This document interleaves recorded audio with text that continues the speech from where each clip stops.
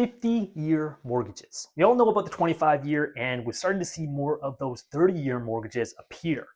But the US is now talking about doing a 50-year mortgage to help make housing more affordable. Now, obviously, it's the US and it's a little bit different than Canada, but the US is typically an indicator of where Canada is heading. Now, the question is, does a 50-year mortgage make sense? And is it really that Kickstarter that'll make housing more affordable? Well, I've done some of the quick math just to kind of get a lay of the land, and the numbers are just a little bit scary when you look at it. Again, if you bought a $500,000 home and you have a $475,000 mortgage, you're going to be spending about $2,700. If you're getting about 5% interest, things will vary. That's quick numbers for you right there. $2,700 a month that you're paying every single month towards your property. Now, at the end of that 1 year, that first year mark, you're going to have spent roughly $10,000 onto your principal. So you paid down some of your mortgage, but you will have paid $24,000 to interest. When we look at that 50-year mortgage, you're going to be paying a little bit less. That's kind of the upside. You don't spend as much every single month. You're looking at a little less than $2,200 with those same numbers,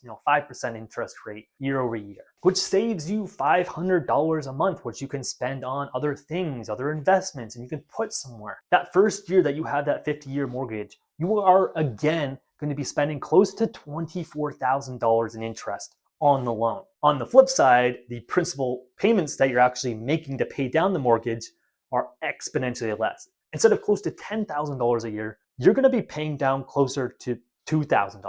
So while your monthly payments go way down, you're actually paying exponentially less on the principal of your mortgage because all that interest is front loaded on your mortgage and is so expanded out. It takes you longer to get to that point where you're actually making payments towards your mortgage. On the total loan amount, if you look at that 25-year mortgage, over those 25 years, you're going to be spending, if all things stay the same, around $360,000 in interest on your $475,000 loan. On the 50-year mortgage, on the other hand, you're going to be spending roughly $820,000 in interest payments on your $475,000 loan.